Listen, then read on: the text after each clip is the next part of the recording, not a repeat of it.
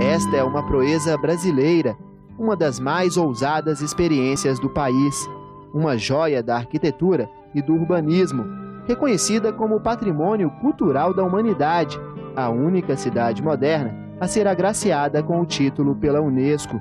Orgulho nacional pela epopeia da construção em apenas 3 anos e 10 meses, experiência sem igual no mundo. Uma grande utopia. Capital da esperança para milhares de pioneiros, representou os sonhos mais elevados de uma nação, a ilusão da originalidade, do recomeçar do zero, de unir os vários Brasis numa síntese melhor, mais perfeita, numa cidade futurista. Toda uma cidade criada, planejada, inventada, de lógica geométrica, voltada para a velocidade, para o automóvel, funcional, com setores específicos para tudo: morar, comprar, se divertir, governar. Uma cidade mecânica, feita sob a medida da modernidade e do progresso. O plano urbanístico de Lúcio Costa deveria romper a barreira das classes para permitir uma convivência mais igualitária. A construção da nova capital simbolizava a necessidade de afirmação de um país que crescia, de um país admirável na economia, na cultura, no futebol, que tinha ambições de potência. Uma cruz riscada no cerrado, quase no deserto, o plano piloto, como que para marcar o ato de tomar posse do território. A partir desse ponto, o interior seria conquistado. A partir de Brasília, o Brasil assumiria sua grandeza.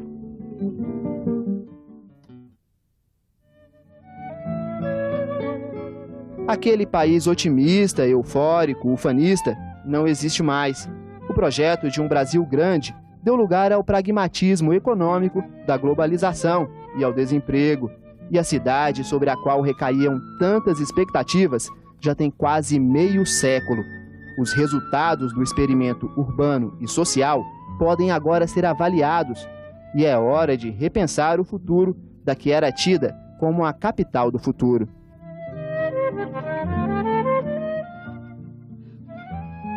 Sobram motivos de preocupação. Sempre em crescimento acelerado, a cidade meramente administrativa cede cada vez mais espaço à metrópole diversificada. Surgem sérias ameaças à qualidade de vida, ainda privilegiada em comparação com a média nacional. A cidade planejada vai cumprindo a sina das metrópoles brasileiras e sofre com a falta de planejamento. A cidade está chegando aos 44 anos de idade, né, que é um limiar muito difícil, né?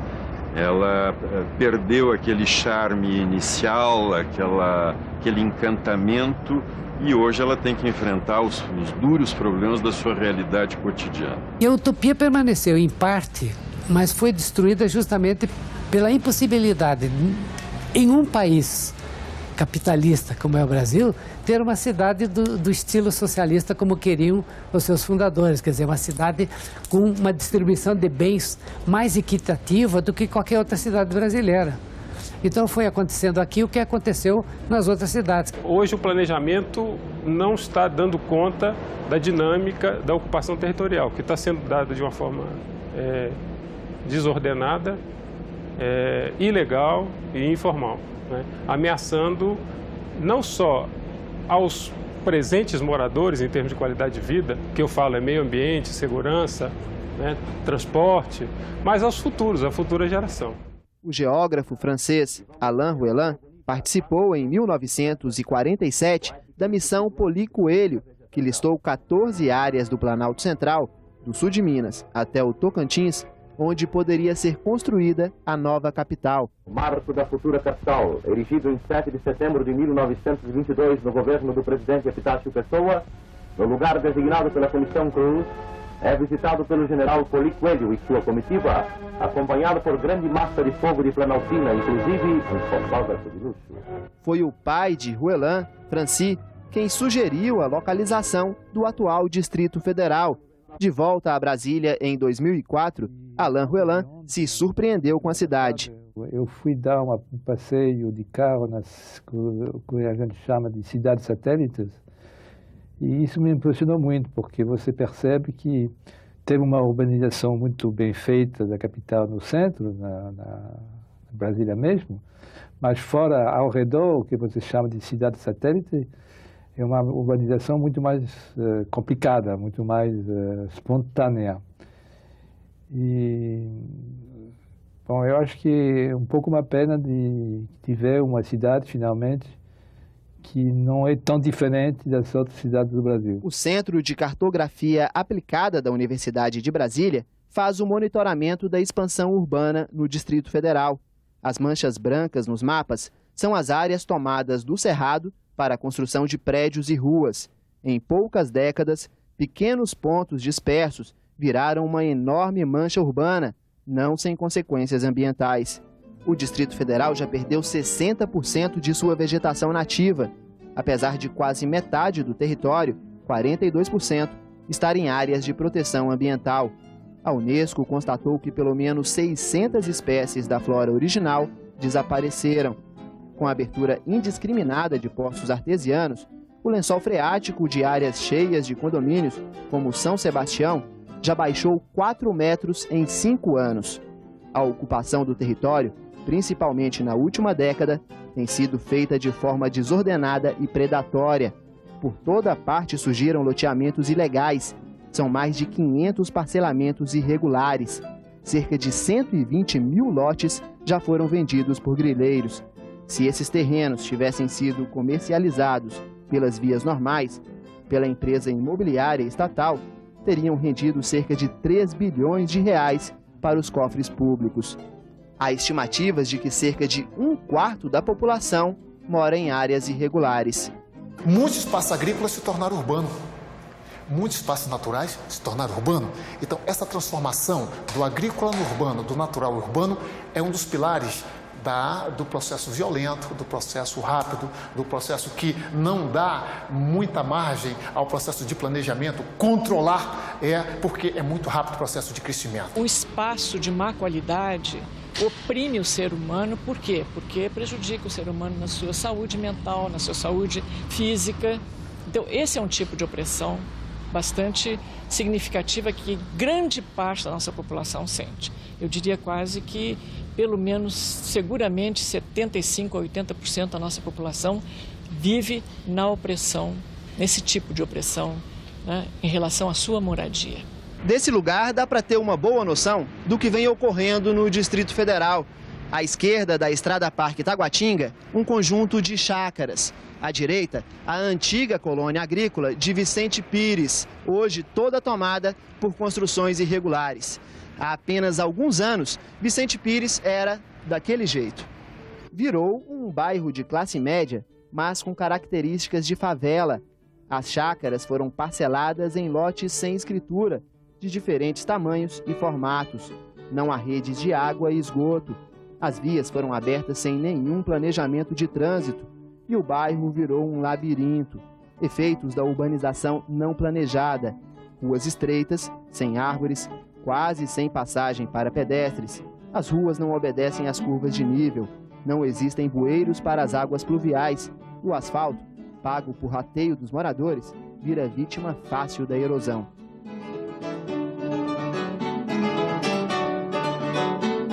O servidor público Abdoral Gomes reconhece os problemas, mas não se arrepende de ter aplicado as economias da família na compra de um lote irregular e na construção da casa própria em Vicente Pires.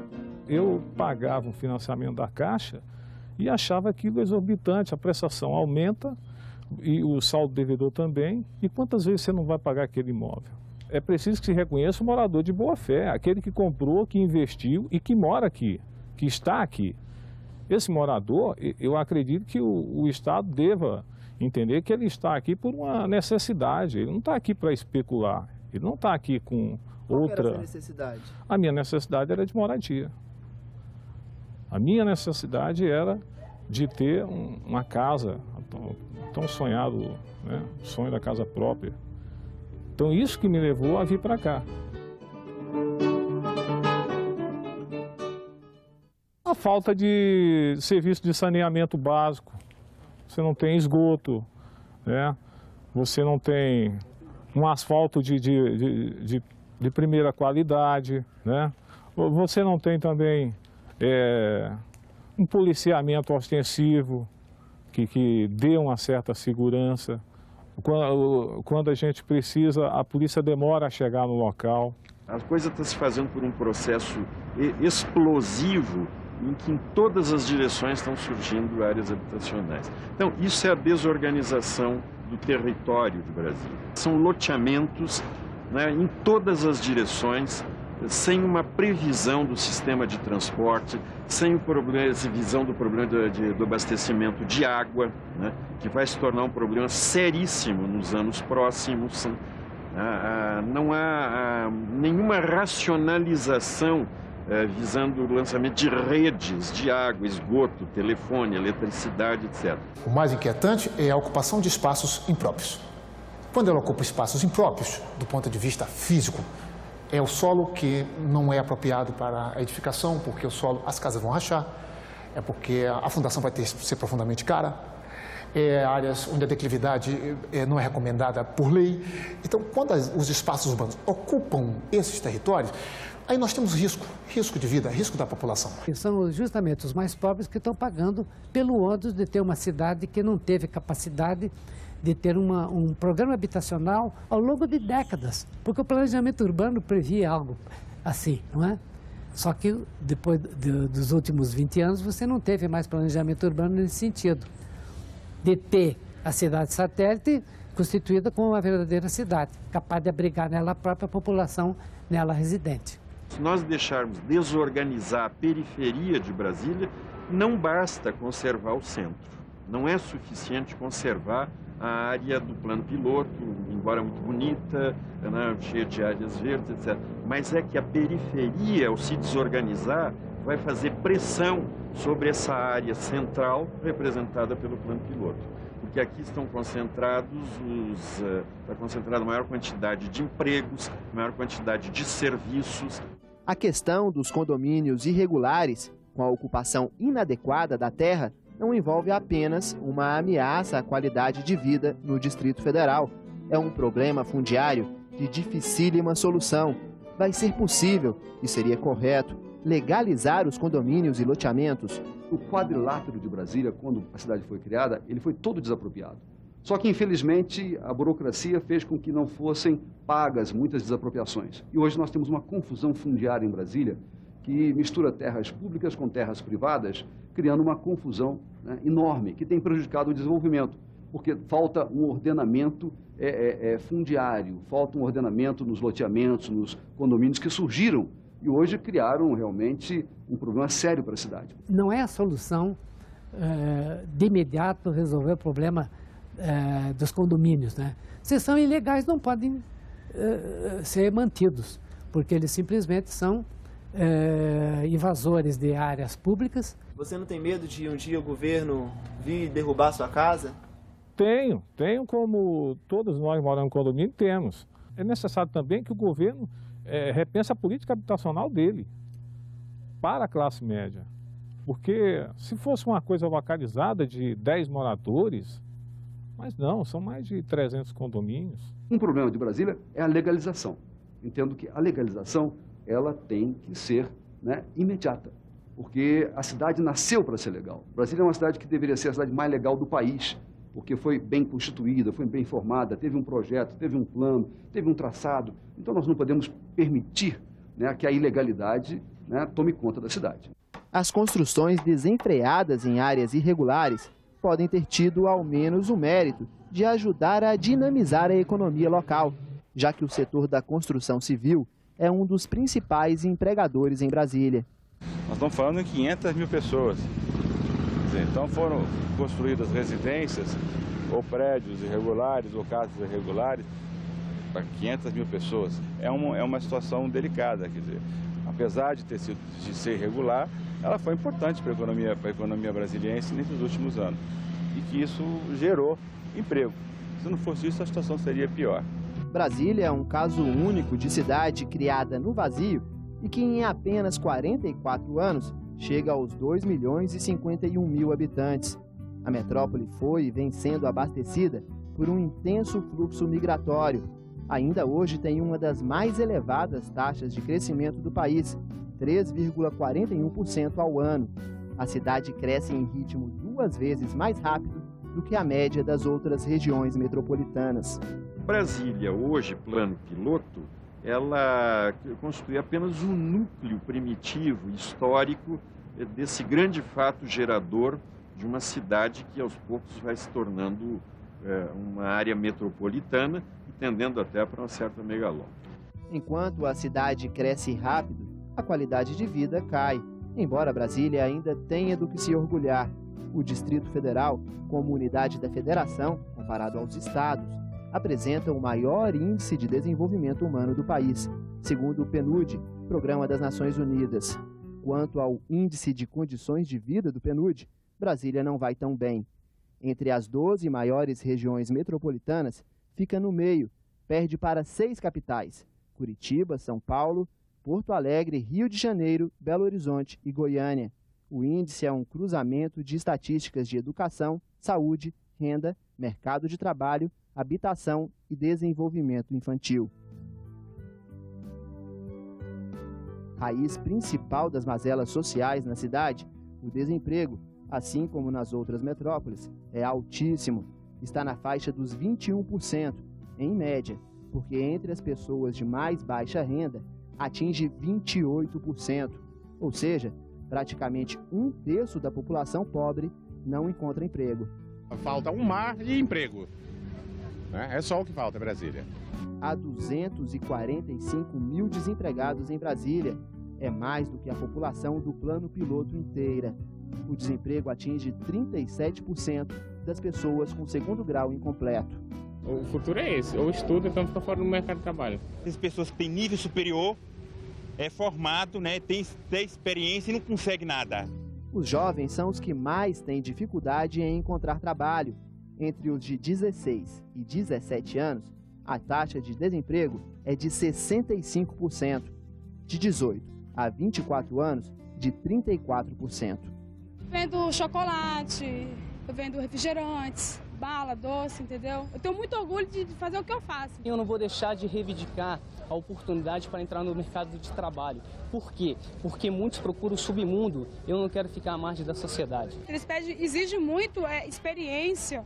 Eles querem experiência. Como eu vou ter experiência no trabalho que eles não me dão oportunidades? Oportunidade. Eu simplesmente estou buscando uma oportunidade. O desemprego é realmente assustador e as pessoas vão ficando largadas, né? Vão ficando assim, jogadas mesmo. Há 6 anos você procura emprego, não encontra, você se vira como? Através do meu pai, através da minha mãe, através do estudo, né? E como é que você se sente assim? Olha, me sinto completamente assim ao léu.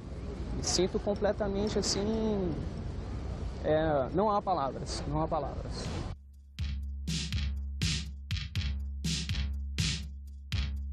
Indicativo evidente da queda na qualidade de vida em Brasília nos últimos anos é a criminalidade. Como os outros grandes centros urbanos, a cidade não foi poupada pela explosão de violência. Em 2003, quando houve 530 assassinatos, o número de homicídios cresceu 16%. Os latrocínios, assaltos em que a vítima é morta, aumentaram 43%, também em apenas um ano. E um novo tipo de agressão se tornou tão assustadoramente comum que virou uma espécie de crime típico de Brasília. Os casos de sequestro relâmpago pularam de 74 em 2002 para 231 em 2003, crescimento de 212%. Eu senti medo, né? Medo porque eles ficam ameaçando o tempo todo, eles fumaram maconha no trajeto enquanto eu estava no porta-malas. E você teme, né, pela sua vida e pela vida da sua namorada e tudo. Também um pouco de revolta, né, de saber que a gente está sendo vítima de um crime bárbaro desse que pode deixar trauma para toda a vida da pessoa.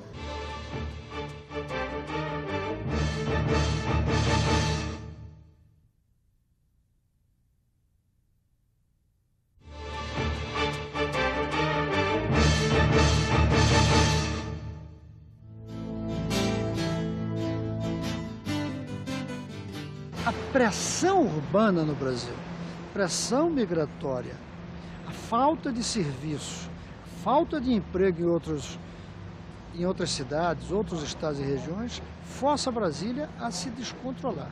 A demanda que vem é muito grande, é muito forte. Então você não consegue chegar com a saúde no tempo correto, com a educação, conforme era preciso. Os brasileiros têm direito de mudar de um lugar para outro. E essa é a capital de todos os brasileiros, todos têm direito de vir morar aqui. E aí todos virão. E não é possível manter a qualidade de vida numa cidade que explode. A explosão nega a qualidade. As pessoas que optaram por Brasília na hora de decidir o lugar de destino enquanto migrantes, elas optaram com base em alguns critérios que gozam de profunda racionalidade, certo? Quais são esses critérios? Acesso à terra, que é fundamental, acesso à educação para os filhos, acesso à saúde e a possibilidade de ascender a um posto de trabalho no mercado formal. Mudei para Brasília porque eu achei que aqui dava melhor para mim, né? Eu arrumar um emprego, trabalhar e cuidar de meus filhos e minha esposa. E como é que era a vida lá no Maranhão? Não, a vida lá não é boa, porque eu trabalhava de roça e não dava, né? É muito pouco, não tem emprego. Aí eu decidi vir aqui para Brasília. Valeu a pena? Valeu a pena, sim. Graças a Deus. Por quê? Não, porque eu arrumei um emprego e estou trabalhando, né?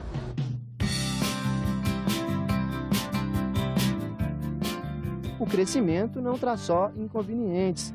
A cidade se torna mais plural, cosmopolita, culturalmente mais rica e instigante. Quando você junta gente, você diversifica atividades, você diversifica funções, você diversifica contatos, você cria aquilo que nós sociólogos chamamos de uma sociedade complexa, que são sociedades cujos valores induzem ao desenvolvimento, ao crescimento, à mudança.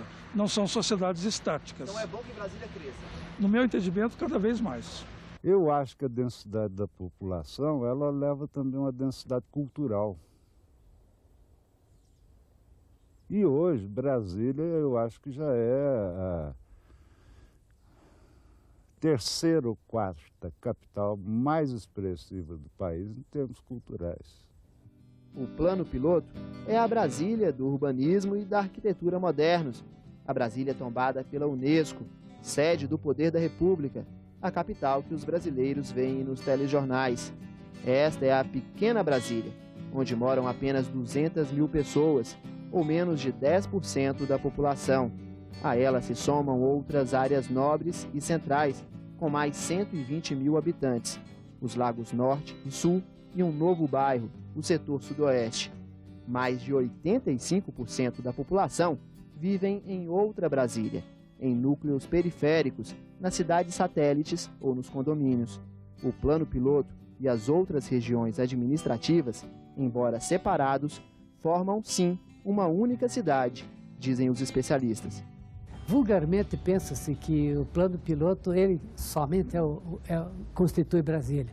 Na realidade, se você olhar em todos os documentos do IBGE, Brasília é constituído do Plano Piloto de Brasília e o conjunto urbano formado pelas antigas cidades satélites, hoje guindadas à posição de cidade sem que sejam municípios. São vários núcleos que no seu conjunto formam uma cidade de 2 milhões de habitantes. Mesmo que esses núcleos sejam descontínuos, que sofram de uma certa desagregação espacial, mas eles, sem dúvida nenhuma, constituem uma cidade única, porque há uma série de relações e de funções que unificam essa população em torno de interesses comuns. Taguatinga é Brasília, que o Gama é Brasília, que Sobradinho é Brasília, que o Paranoá é Brasília, que todo esse conjunto de parcelamentos urbanos privados, denominados condomínios rurais, tudo isso é Brasília. O padrão de vida se diferencia muito nas várias Brasílias. Em geral, quanto mais perto do centro, do Plano Piloto, maior a renda. Você tem a região central, que aí você bota Lago Norte, Lago Sul, Cruzeiro, que está incluído o Sudoeste e o Plano Piloto, com altíssima renda, talvez uma das maiores rendas médias do país. Você tem uma satélite a primeira faixa de satélite em torno dessa região, onde você tem uma renda média ainda bastante elevada em termos nacionais, e você tem a terceira faixa, que são as satélites mais recentes e mais pauperizadas. Aí sim, aí você tem uma situação mais crítica. A diferença entre a renda média da área mais rica, o Lago Sul, e de uma das mais pobres, o Paranoá, é de 14 vezes. Centro e periferia também contrastam quando se fala em infraestrutura urbana, limpeza, jardins, arborização, poluição visual. Para constatar, basta abrir os olhos.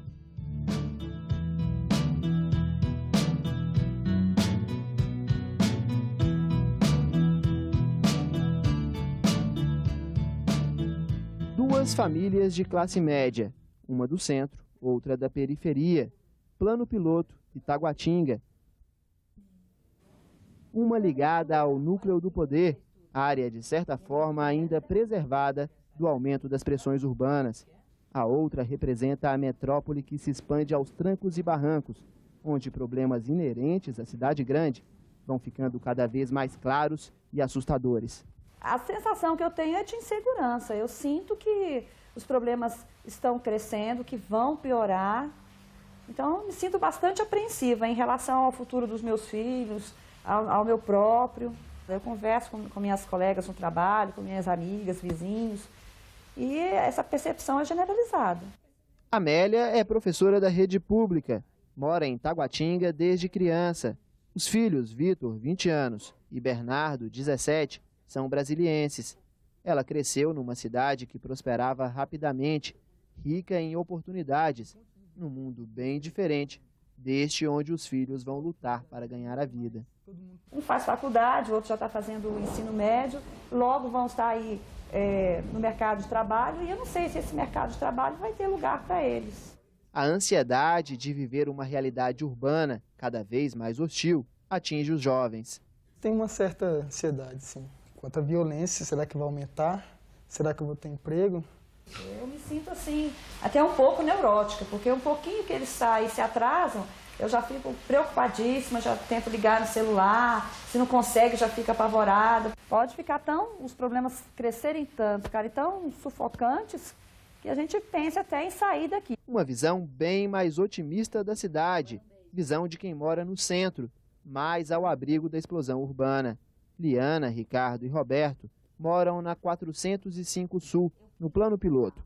Ela, jornalista, ele, servidor público e artista plástico. Ambos crescidos em Brasília, filhos de funcionários públicos. Brasília transformou muito. O Plano Piloto não tanto, mas assim, Brasília assim, foi uma revolução, se transformou pra caramba. Eu quis vir pra cá, pra Brasília, retornar a Brasília, porque eu queria que fosse o lugar onde meu filho nascesse. Porque eu fui tão feliz aqui, acho que Brasília é um lugar relativamente seguro comparado com o resto do Brasil. E eu achei que aqui meu filho ia ter verde, um pouco de segurança. Realidades à parte, que se cruzam, mas que pouco se comunicam, pouco se reconhecem. Eu acho que cada vez mais são realidades diferentes. Pela própria estrutura da cidade, né, existe esse separatismo. E não se reconhece muito, porque também nem sempre o pessoal do Plano Piloto está, ou quase nunca, está na periferia. E acaba ele não reconhecendo o que está por fora. E quando ele precisa ir para fora, ele pode até tomar um susto. E saber que aquilo pode, de alguma maneira, né,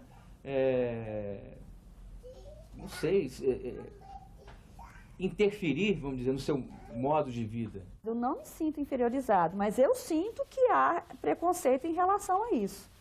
Que há preconceito em relação deles com a gente. Então a gente não tem esse contato, porque o Brasil começou a segregar. Cada vez mais a classe média alta aqui e as pessoas com menos renda para lá e ficou pior, sei lá, eu senti isso. Agora que a cidade se assemelha muito a qualquer metrópole brasileira, será que ainda faz sentido o apelido maldoso de Ilha da Fantasia?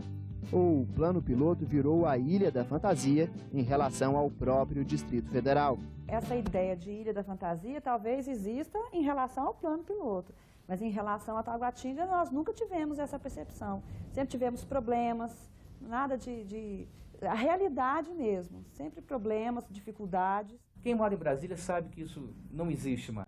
Eu acho um A Ilha absurdo. da Fantasia Eu acho essa história assim, a Ilha da Fantasia Brasília. Eu acho assim, sabe, que primeiro é assim, faz uma apologia a que todo mundo aqui em Brasília é rico, milionário, dono de mansões, não sei o quê. Pois funcionário público que está aqui trabalha pra caramba. São pessoas que trabalham, procuram produzir pro seu país, ser pessoas dignas, honestas, terem uma família. Você perguntar, pô, quem é o habitante de Brasília? Poxa, é aquele cara que casa, poxa, quer ter uma vida legal, quer ser uma pessoa honesta, bacana, quer criar seus filhos com ética.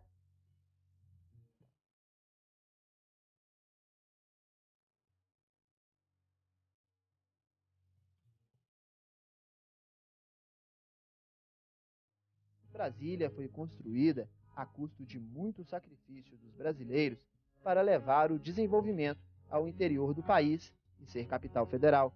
O plano de interiorização através da capital deu certo. Já cumpriu do ponto de vista de mostrar é possível um país com o tamanho do Brasil, com a força do Brasil, construir uma capital no centro do seu território. Isso já cumpriu. Já mostrou que é possível, já mostrou que funciona, já mostrou que tem um papel positivo a cumprir.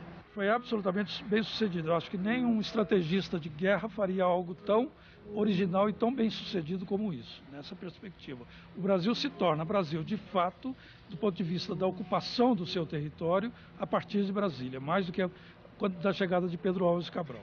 Ela foi criada para cumprir um papel de capital administrativa. Ela cumpre o papel de capital administrativa, tanto é que o Brasil teve várias crises nesses 44 anos, tivemos a renúncia de Jânio Quadros, tivemos o golpe militar, tivemos o impeachment de presidente. E em todos os momentos, as instituições funcionaram bem em Brasília. A Brasília de hoje é uma realidade inelutável do Brasil. Consolidada a cidade inventada, nela surge uma nova identidade cultural.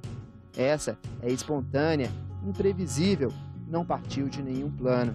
Uma sociedade ainda difícil de definir, mas seguramente original, formada por uma maioria de pessoas já nascidas em Brasília.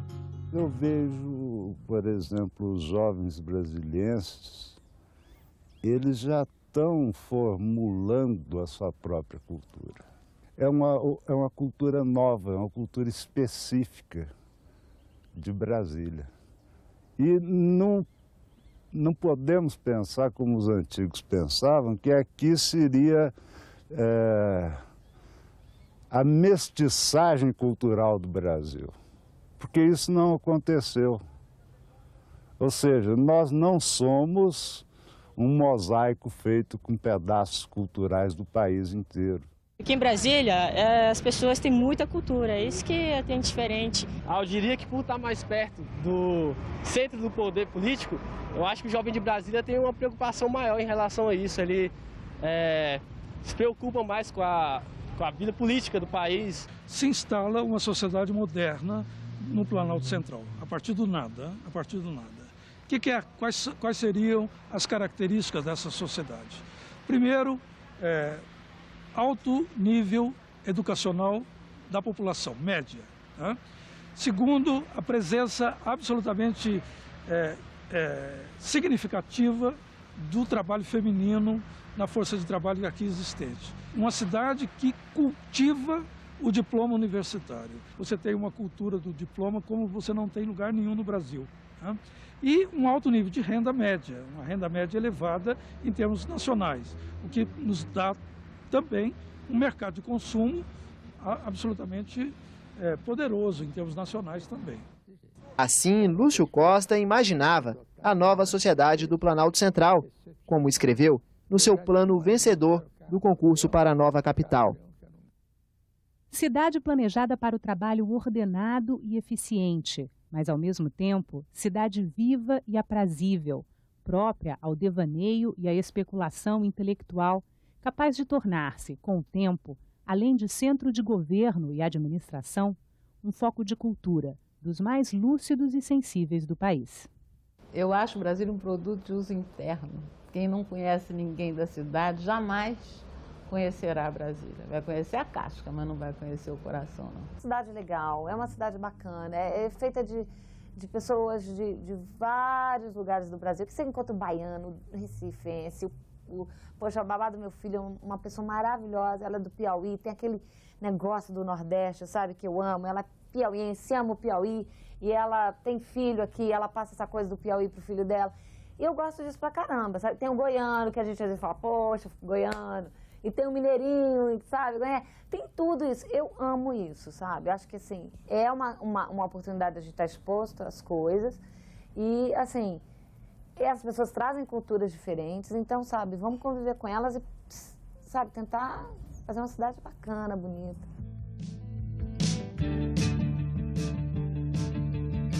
A cidade cresce e a economia se diversifica. Precisa se diversificar. Não dá mais para contar apenas com o setor público para gerar emprego. O setor público, como empregador, eu acho que ele está no seu limite. O número de trabalhadores privados, 350 mil, já supera o de funcionários públicos, 230 mil. Embora o setor público ainda seja o essencial na economia. O Distrito Federal depende dos 3 bilhões de reais repassados todo ano pela União, que custeia a segurança, a saúde e a educação na capital. Mas há sinais de desenvolvimento em outras áreas, principalmente no comércio e nos serviços, responsáveis por 70% do que a iniciativa privada fatura na capital. Brasília é muito forte na área do comércio. Por quê? Porque Brasília tem uma renda, uma população, uma renda per capita elevada. Se não for a mais alta do Brasil, é uma das mais altas do Brasil. O percentual de famílias ricas no Distrito Federal só é menor que em São Paulo. 5,9% das famílias brasilienses estão acima do patamar de riqueza estipulado em R$ 10.900. No estado de São Paulo, 6,1% das famílias são consideradas ricas. Brasília tem a terceira maior concentração de ricos das cidades brasileiras. São 35 mil famílias abastadas, mais que o dobro das que existem em Salvador, 15 mil. E os ricos em Brasília ganham quase 2 vezes mais que os ricos do restante do país. As famílias bem de vida da capital recebem, em média, R$ 40.700 por mês. No Brasil, o rendimento médio dos ricos é de R$ 23.300. Em Brasília, os ricos ganham 12 vezes a média de renda familiar do DF, que é de R$ 3.187. A desigualdade é enorme, mas, por incrível que pareça, o Distrito Federal é a unidade da federação que apresenta a menor disparidade entre o rendimento dos endinheirados e o da população geral. Nós temos indicadores que mostram que nós temos que buscar também uma vocação econômica. E aos pouquinhos, nós estamos buscando essa vocação econômica, desenvolvendo todos os segmentos. E estamos abertos. O que é importante dizer ao Brasil, que Brasília está aberta para os investimentos de qualquer natureza, desde que não venham poluir, né, a nossa cidade. Temos incentivos, temos espaço, temos linhas de financiamento, temos apoio governamental e, principalmente, temos o que é mais importante, o melhor mercado consumidor do país. Uma possível alternativa para o desenvolvimento econômico de Brasília é fazer da cidade um centro de produção de alta tecnologia. Ideia volta e meia levantada, mas ainda não colocada plenamente em prática. Esse polo de informática é muito importante. Brasília realmente tem cabeças muito boas. Nós temos aqui a melhor universidade, talvez, do país, que saem cabeças brilhantes aí todos os anos, que poderiam estar trabalhando, desenvolvendo programas, softwares. Eu acho que a grande vocação para Brasília é o setor de informática. Uma cidade que pulsa, que cresce, amadurecida aos 44 anos e envelhece. Tudo num ritmo estressante, ritmo que requer muito cuidado para evitar a decadência precoce. A cidade sente os sinais do tempo, vê no horizonte uma grave crise urbana e se preocupa com seu futuro. Mas o futuro de Brasília é o futuro do Brasil. Não é possível ter uma cidade planejada dentro de um país caótico. Não existe isso. Ninguém vai poder cercar Brasília e dizer aqui é planejamento. Agora o resto se desplaneja. Não pode. É possível controlar Brasília. Não é que a cidade vai deixar de existir, nem vai deixar de crescer. Todas as cidades crescem, mas elas podem crescer com mais controle, com mais qualidade ambiental, com mais qualidade do viver para a população que vai ocupar esse espaço. Eu diria que o problema de Brasília é urgente. É urgente. Urgentíssimo, talvez. Brasília no futuro é o seguinte: Taguatinga vira uma espécie de Nova York, entendeu? E Brasília fica uma espécie de Washington, de mão dada. Uma cidade múltipla, diversa, rica e pobre, injusta. A capital inventada cada vez menos destoa do cenário brasileiro.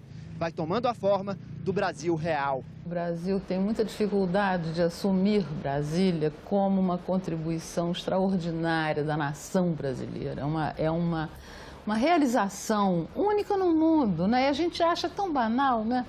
Sabe, você muda uma capital em 3 anos e tal, ela vira, ela vinga, a planta pega, ela tem identidade própria e a gente acha isso uma banalidade. Que, de fato, o sonho de Juscelino tenha acabado, não acabou ainda. Não acabou. Não acabou. Não foi exatamente aquilo que foi sonhado, mas muito desse sonho permanece.